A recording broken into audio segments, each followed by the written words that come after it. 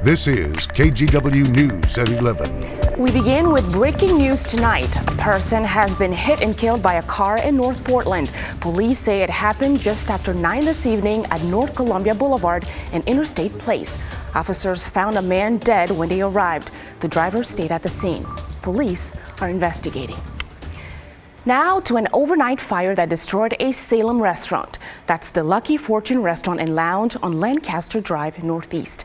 Good evening. Thanks for joining us. I'm Christelle Kunway. Now, that fire was one of 3 set overnight in the same area. Police say they have someone in custody who confessed to being involved. As Catherine Cook reports, Salem police are still investigating a 4th arson that was caught on camera. Flames rising up from the Lucky Fortune Restaurant and Lounge on Lancaster Drive Northeast in Salem. Investigators say the fire started just after 1 Sunday morning. The bar was still open with customers inside, including Jesse here. Well, we ran out back and I grabbed a fire extinguisher, tried to put it out, but obviously it got too big. Eventually, the roof caved in as fire destroyed most of the building. By daylight, the fire was out. Crews returned every hour to make sure it hadn't flared up again. The owners left in a state of shock. I'm not sure what we're gonna do right now. I just got on the phone with the insurance. Young Ping Lee is restaurant manager. He says his family bought Lucky Fortune less than a year ago. He believes someone set the fire on purpose. On Sunday afternoon, police confirmed those suspicions. They arrested Leonardo Hernandez Cruz on multiple charges, including second-degree arson. Before starting the restaurant fire, investigators say Hernandez Cruz set 2 other fires in the same area. That includes the dumpster of a bottle drop building where surveillance video helped police identify him. On Monday, crews responded to another major fire, this one at Lighthouse Home Loans in West Salem. In this case, security cameras caught someone starting the fire. It happened around 5:30 in the morning. You can see the person grabbing cardboard from the dumpster, then lighting it on fire. Within minutes, flames are climbing the side of the building on Wallace Road Northwest. Investigators say it's too soon to conclude if this fire and the restaurant fire are connected. Young Ping is just grateful no one was hurt. Hope everything turns good and glad that everyone's safe. In Salem, Catherine Cook, KGW News. Salem police are asking anyone with information on Monday's arson at the Lighthouse Home Loans building to call their tips line, and that number is on your screen, 503-588-8477. A Portland restaurant is growing frustrated with its trouble in downtown. One of the owners of Dar Salem, a family-owned Iraqi restaurant on Southwest Alder, says someone broke in last night. The thief damaged windows, stole cash, and liquor bottles. The owner says this is the 4th time they've been broken into in the past year and a half. But I really encourage the city to help the smalls owners running business downtown, because it's not help with, we don't need support with money, we need support with the cleaning, we need support safety, we need to bring downtown Portland like before.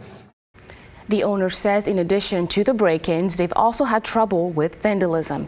They've been in the Portland area for almost a decade.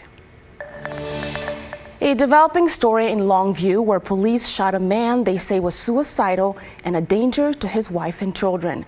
Longview police got a call just before midnight last night that the man was armed with a gun at a home on Mulberry Avenue. Police asked help from other agencies, including Kelso Police.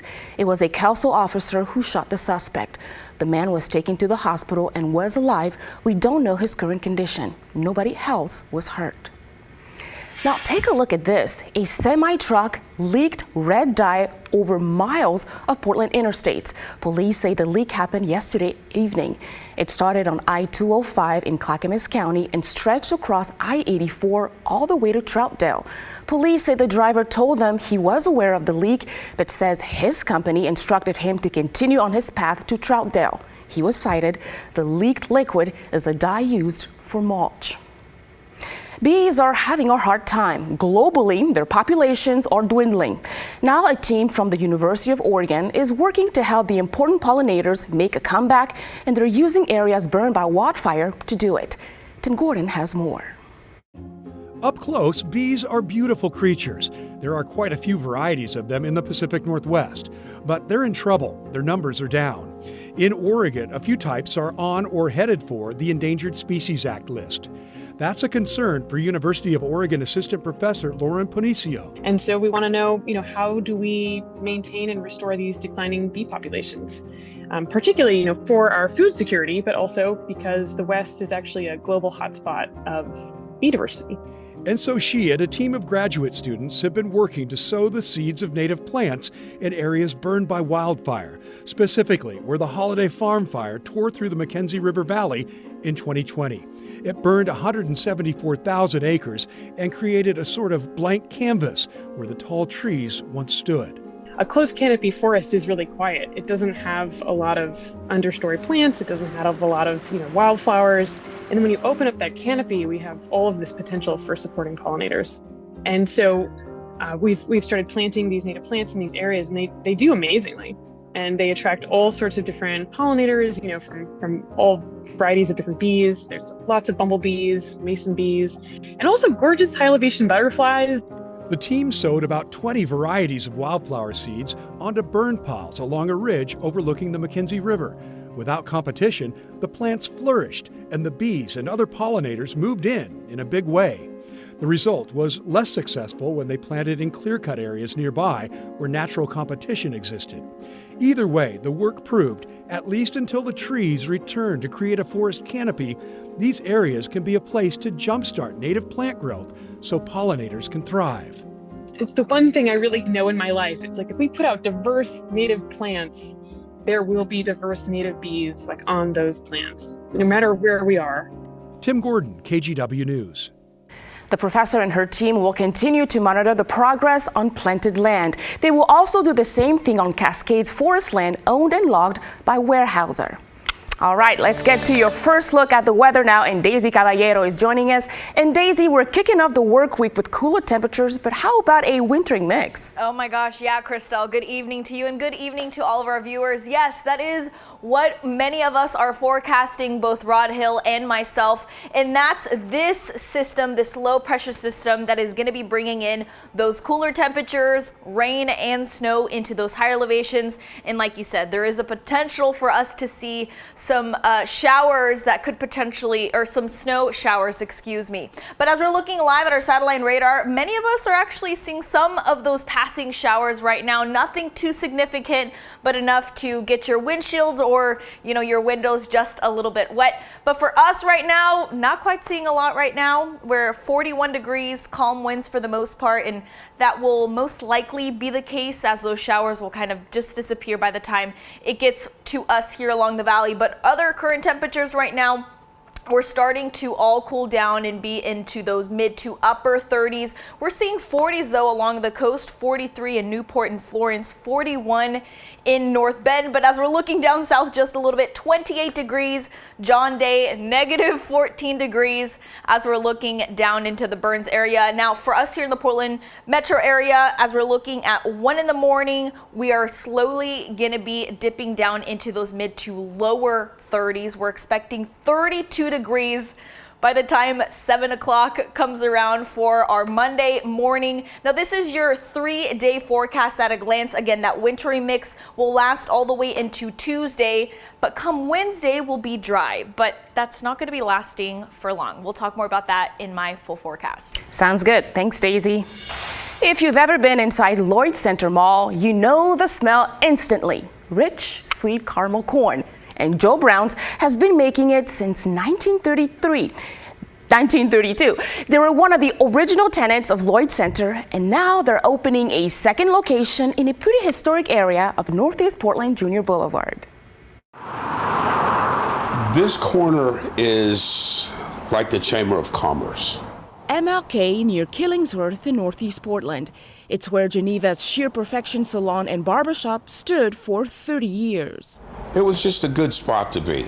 Paul Knowles Jr. says the barbershop was a cornerstone in Portland's black community. Barber and beauty salons are somewhere where we go as a community, and we are unapologetically ourselves. His father, Paul Nall Sr., and stepmom Geneva started the business. In this corner, when the shop first opened, there was a manicurist.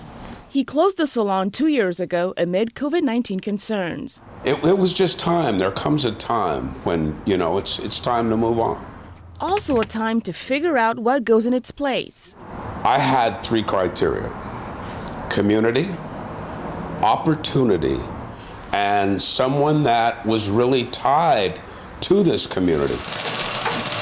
And there's no way you could come to the Lloyd Center without smelling that aroma of the caramel corn.